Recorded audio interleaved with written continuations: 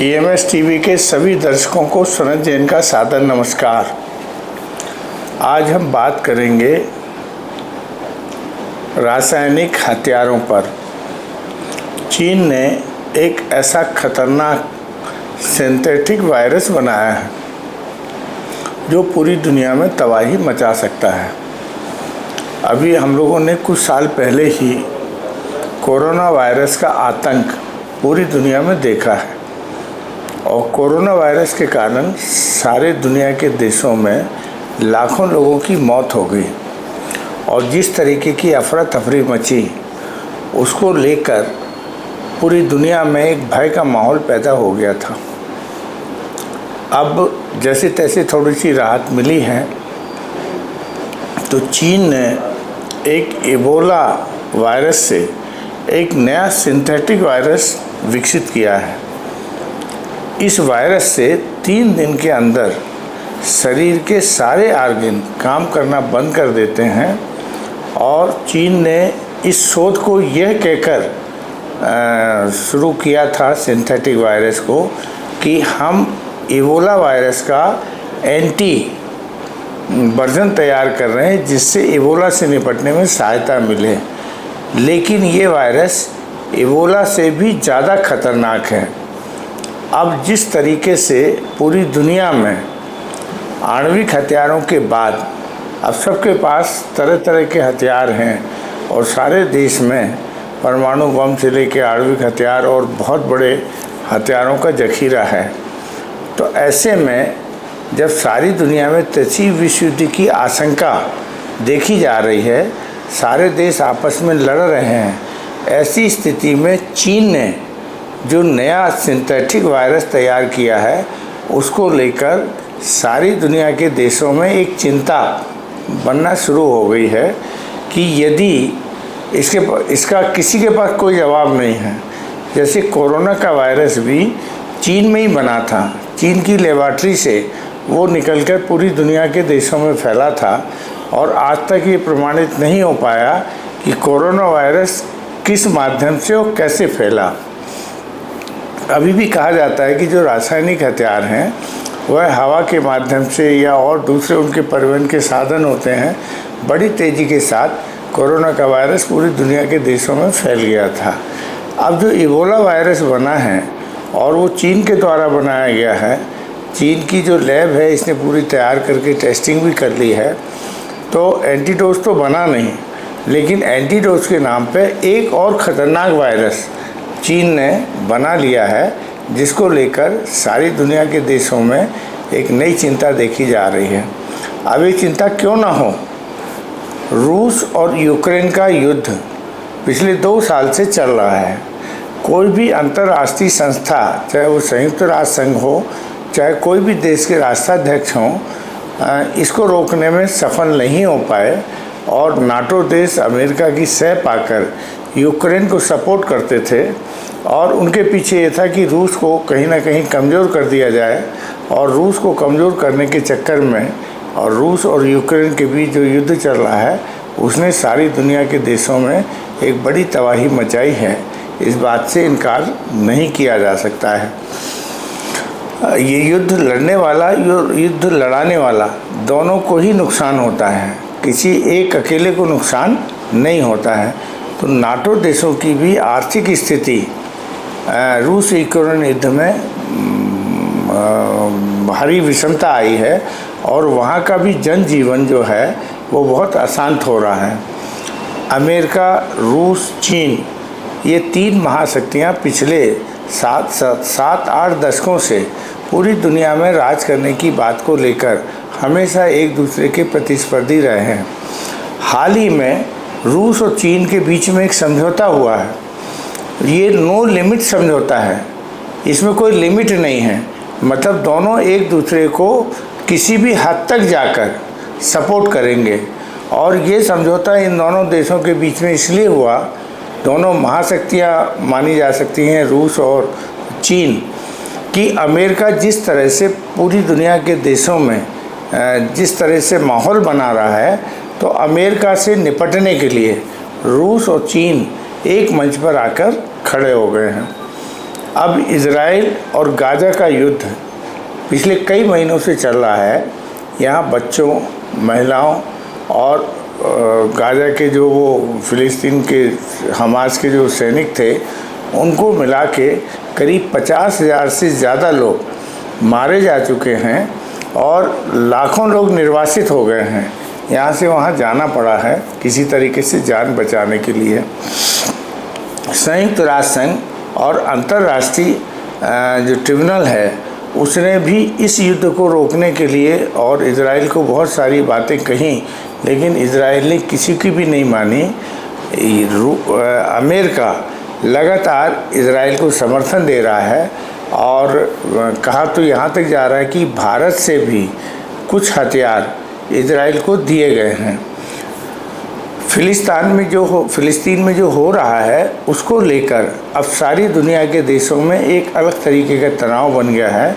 इसी बीच में ईरान के जो राष्ट्रपति की हत्या की गई है उसे भी इजराइल और उस गाज़ा के युद्ध से जोड़कर देखा जा रहा है।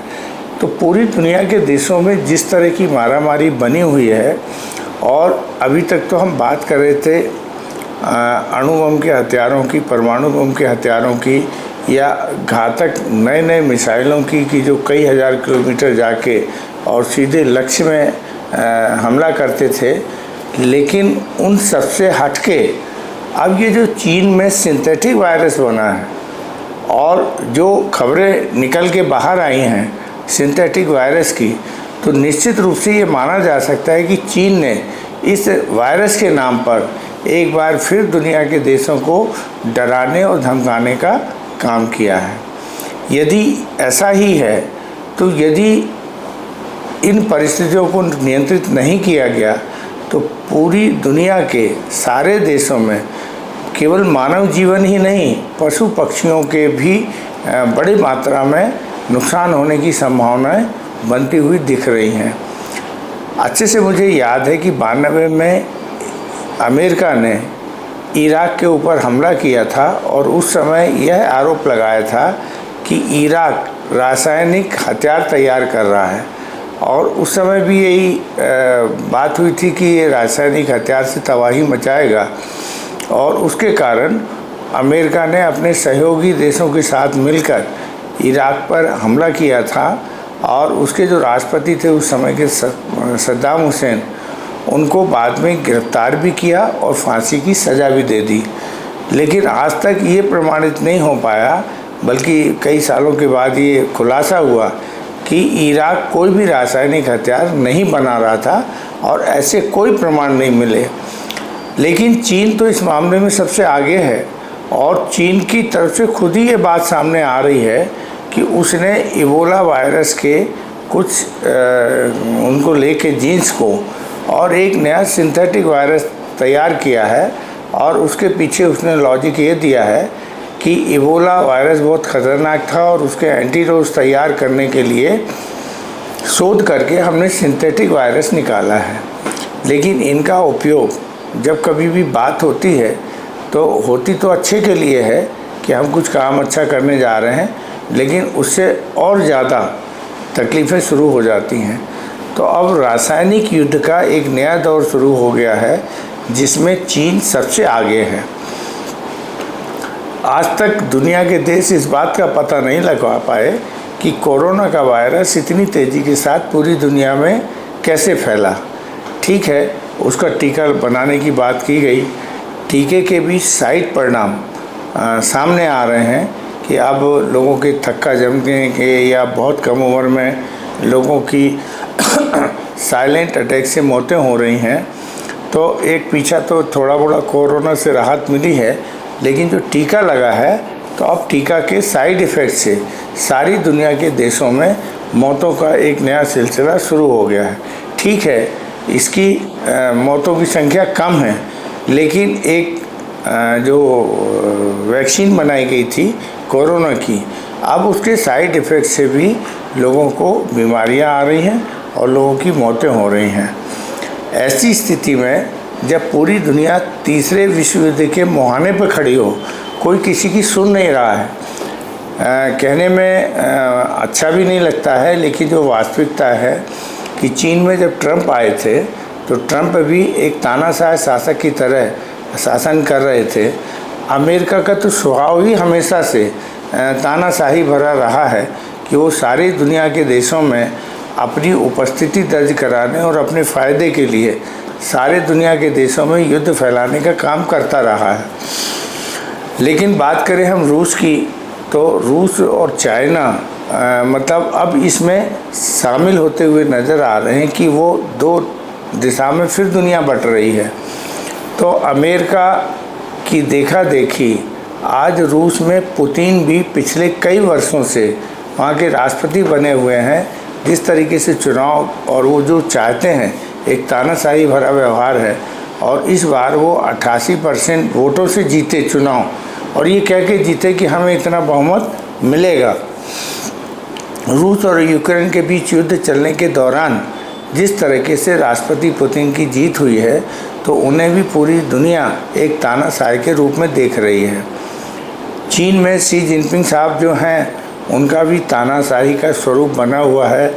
उत्तर कोरिया के किम जोंग साहब हैं, वो भी तानाशाह हैं। यदि अपन इजराइल की बात करें तो नेतन्याहू का भी जो रवैया है वो भी किसी तानाशाह से कम नहीं है।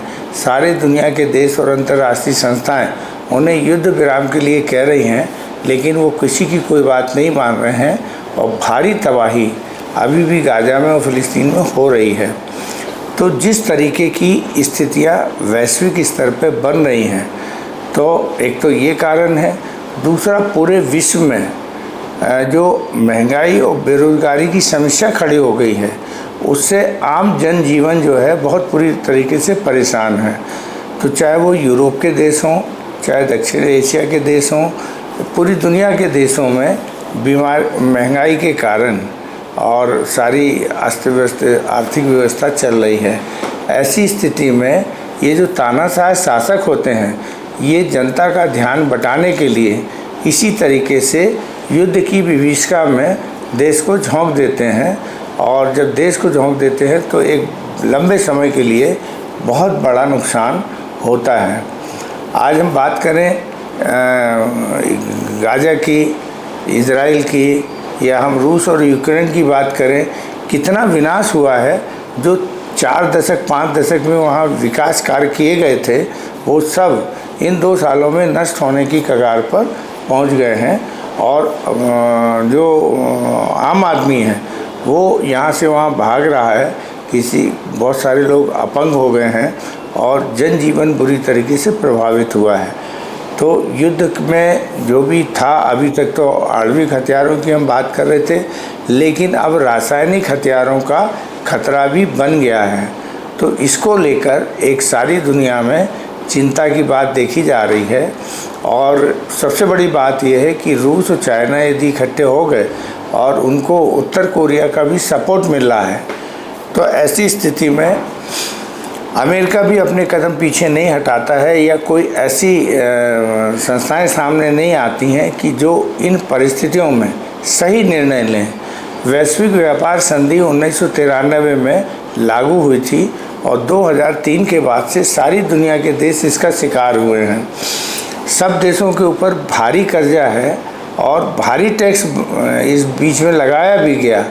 कर्ज की इकोनॉमी से एक नया विकास करने की जो धारणा वैश्विक स्तर पर बनी थी, अब वो भी कोलैप्स होते हुए नज़र आ रही है। तो जितने भी गरीब और विकासशील देश हैं, वो लगातार ये गुहार लगा रहे हैं कि जो कर्ज हमें दिया गया है, तो कर्ज की अदायगी की समय सीमा और जो ब्याज वगैरह हैं या जो टैक्स लगाने की शर्तें हैं, उनमें हमको राहत दी जाए। ब्राज़ील में जुलाई माह में एक बड़ी बैठक होने जा रही है। यदि उसमें ये राहत विकसित देशों द्वारा नहीं दी गई या अंतर्राष्ट्रीय वित्तीय संस्थाओं द्वारा नहीं दी गई, तो विकासशील देश और गरीब देशों में एक हिसाब से विद्रोह की स्थिति पैदा होगी। तो एक बार फिर सारी दुनिया 1917 जैसी स्थिति में पहुंचने लगी है कि जहां जार क्रांति का जन्म हुआ था, पूंजीवाद इतना हावी हो गया था कि लोगों को जब खाने को नहीं मिल रहा था और पूंजीवाद उनकी तरफ ध्यान नहीं दे रहा था, तो लोगों ने जार जो उस समय के सम्राट थे उनके महल में घुस के पूरे परिवार को मार डाला और उसके बाद वहाँ कम्युनिज्म की स्थापना हुई। लेनिन एक गरीबों के नए नेता बन के सामने उभरे। आज भी जो पूंजीपतियों में हम ज़्यादा दूर की बात नहीं करें तो भारत में मुकेश अंबानी अपने पुत्र की जो शादी कर रहे हैं उनकी 2 प्री वेडिंग कर रहे हैं और दोनों प्री वेडिंग में एक की पहले उन्होंने अपने गृह जिले भावनगर में की थी जिसमें हजारों करोड़ रुपए उन्होंने खर्च किए और दुनिया भर में एक ऐश्वर्य दिखाया कि अंबानी परिवार का ये ऐश्वर्य है। अब दूसरी प्री वेडिंग सेरेमनी इटली और रोम के बीच में हो रही है जहां 800 से ज़्यादा देसी विदेशी मेहमानों को बुलाया जा रहा है। इटली में तो एक शहर जिसमें ये आयोजन होना है पूरा का पूरा बाज़ार बंद रहेगा शाम को 5 बजे के बाद और डिनर प्रोग्राम के दौरान वो पूरा शहर मतलब इस तरीके से सजवाया गया है और उसमें केवल मेहमान घूमेंगे। तो जो भावनगर में खर्चा किया गया था उससे कई गुना ज़्यादा खर्चा यहाँ पर दूसरी प्री वेडिंग सेरेमनी में किया जा रहा है। एक बहुत बड़ा लग्जरी क्रूज़ बुलवाया गया है जो इटली से रोम तक जाएगा और उसमें करीब 3 दिन की यात्रा होगी और उसमें जेट विमानों से मेहमानों को लाया जा रहा है। उनकी सुख सुविधा के लिए बड़ी बड़ी भिलाई किराए पे ली गई हैं और पानी की तरह पैसा बहाया जा रहा है। तो ये वही भारत है जहाँ 80 करोड़ लोगों को हम 5 किलो अनाज देकर उन्हें संतावना दे रहे हैं कि हम तुम्हें भूखे नहीं मरने देंगे और दूसरी तरफ जब वो इतना बड़ा ऐश्वर्य होते हुए देखते हैं तो पूरी पब्लिक में एक गुस्सा पनपता है और वो गुस्सा 1917 में करीब ये मान लें अपन कि 100 साल पहले ये हम सब लोग देख चुके हैं कि रूस की जो जार क्रांति हुई थी वो गरीब और अमीर के बीच की एक लड़ाई थी। उसी के बाद पूंजीवाद, कम्युनिज्म और समाजवाद ये 3 तरीके की अर्थव्यवस्था पूरी दुनिया के देशों में आई और कुछ ने पूंजीवाद अपनाया, कुछ ने कम्युनिज्म अपनाया और भारत जैसे देश समाजवाद के रास्ते आगे बढ़े थे और आज हम विकास के क्रम में यहाँ तक हैं। तो ये जो रासायनिक युद्ध की यदि रासायनिक हथियारों का उपयोग युद्ध में होने लगेगा तो दुनिया विनाश की ओर बढ़ेगी और इसको लेकर सभी ओर चिंता हो रही है। आज हमें इस बात पे वीडियो बनाने का मन हुआ कि लीक से हटके कुछ कहा जाए। जो हमारी जानकारियां हैं उसको लेकर रासायनिक हथियार जो 92 में अमेरिका ने कंसेप्ट दी थी कि इराक रासायनिक हथियार बना रहा है, तब वो नहीं बना रहा था। तब अमेरिका इतनी दहशत में था कि इराक कहीं रासायनिक हथियार बना लेगा तो हम मुकाबला नहीं कर पाएंगे। अब चीन ने तो बना लिया है और कोरोना के रूप में मेरा ख्याल है कि इसका उसने एक सफल प्रयोग कर भी लिया है कि कोरोना वायरस के ज़रिए कैसे उसने पूरी दुनिया के देशों में त्राही मचा दी थी। और अब यदि ये इबोला वायरस से जो नया सिंथेटिक वायरस उसने तैयार किया है तो ये सिंथेटिक वायरस हवा के माध्यम से और भी अन्य माध्यमों से यदि ये दुनिया के देशों में या टारगेटेड हिट किया गया तो बहुत बड़ी तबाही मचा सकता है और इसमें मानव के साथ साथ पशु पक्षी और वातावरण को भी विषाक्त करेगा। तो इसको लेकर एक चिंता स्वाभाविक है और लेकिन अपन कर क्या सकते हैं। लेकिन हम लोगों का जो काम है ये एक पत्रकार के रूप में हम लोगों को आने वाले खतरे से या आने वाली परिस्थितियों की जानकारी दे पाएँ कि अगले कुछ समय के बाद क्या हो सकता है। तो यही हम लोग अपने कर्तव्य का दायित्व पूरा कर रहे हैं। आशा है आपको हमारा ये वीडियो अच्छा लगेगा होगा। सादर धन्यवाद।